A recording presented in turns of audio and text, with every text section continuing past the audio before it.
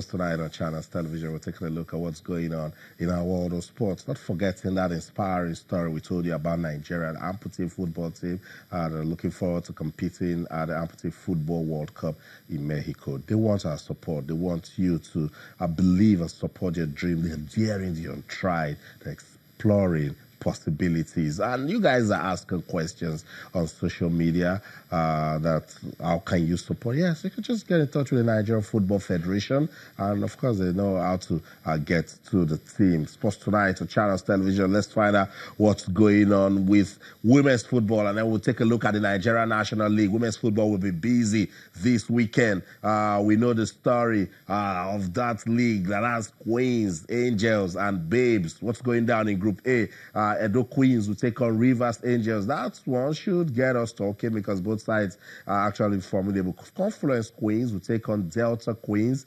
Shaw Babes will go against Ibom Angels that have qualified for the final of the ITO Cup. Bayelsa Queens lost to Rivers Angels, but they are protesting, and we're still waiting for the Nigerian Football Federation to make a statement about that one. Bayelsa Queens will take on Heartland Queens. In Group B, Jokodolu Babes will take on Abia Angels. Pelican Stars will go against Adamawa Queens. Oshun Babes will play FC Robo. Oshun Babes also good. FC Robo, they've found a new form. Let's see if they can travel out of Lagos and pick points. While Sunshine Queens will take on Nasarawa Amazons. Alfred, we love it. The fact that we're talking about women's football, the fact that it is consistent, the fact that we can use this model for more development is beautiful. I think the women's game have come to stay.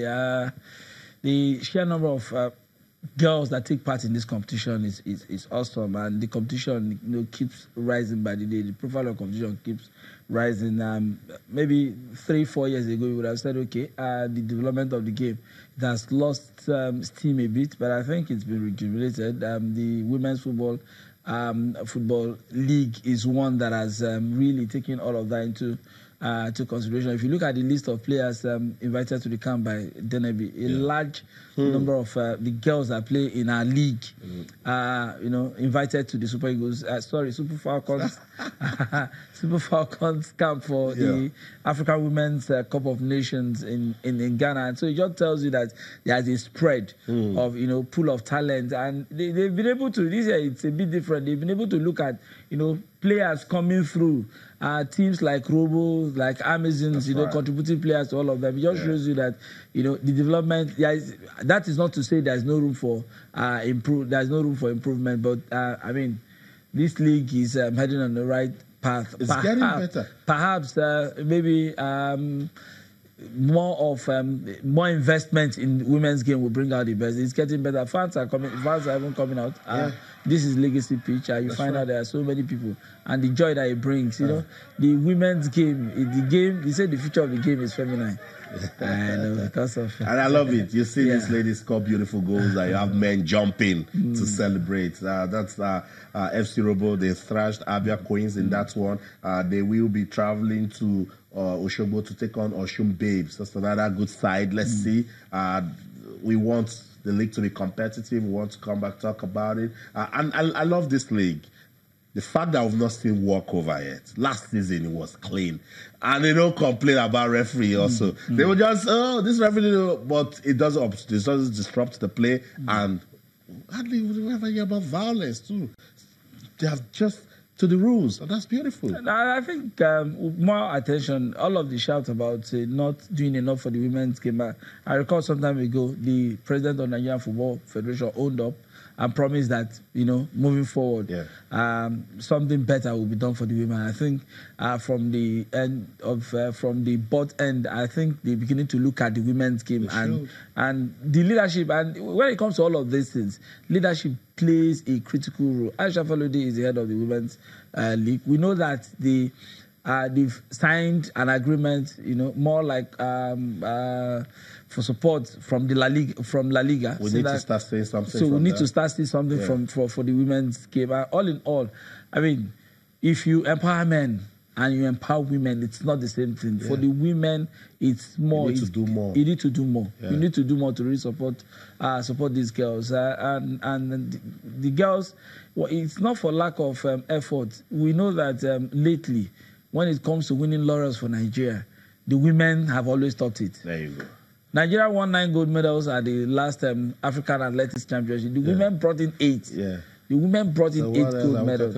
When it comes to going out there to do us proud, no, they've annexed it. They've annexed that one. This is the 10th edition that we want to win it for a ninth time. Beautiful. So when it comes to, these girls need to be supported. We need to create structures that will really support these girls. Yes, we have the flamingos, the falconets, and the rest. We need to do more for these girls. It's a good way to empower women. Yes. You know, and we love what they're beginning to do with the league. They're also letting them see the essence of education. Aisha Falode and her team, they rolled out the school campaign also, get role models out of the league. So now that the NFF and the NMC, they are not so busy, no league. Support women's football. Put your channel, your energy to women's football, and it's all win-win for Nigeria, because people look at it and say, oh, they have a viable league. You just mentioned that we have players from the league invited to Zenab's team. If the league is formidable, they'll be able to compete with the other guys and represent the country. I think, guys, beyond doing all of that, I think we have to really build capacity. The women's game is, when it comes, is clearly different from the men's game in terms of, capacity of those who will be able to take coaching at that level. For the young boys, we can, but for the young girls, the girls, getting the girl out, it's different from, taking care of the guys. Physiologically, they're not the same. So I think building capacity for those coaches, handlers, those early entries, those physical education teachers and the rest of them, how to really bring these girls in, use football as a tool, train them. Why not? So many assistant officials in the system, so many so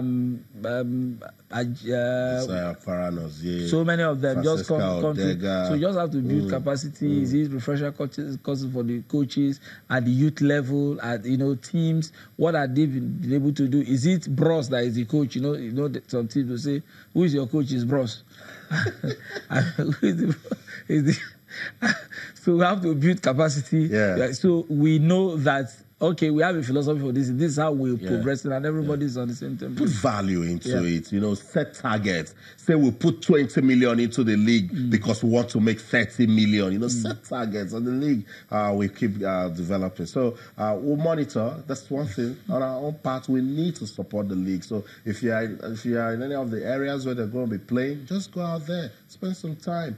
It's okay to support your Arsenal, your Chelsea, your Man U, but if you're close to the stadium where women's football is being played, just go out there and put in your 10% towards the development of the women's game in the country.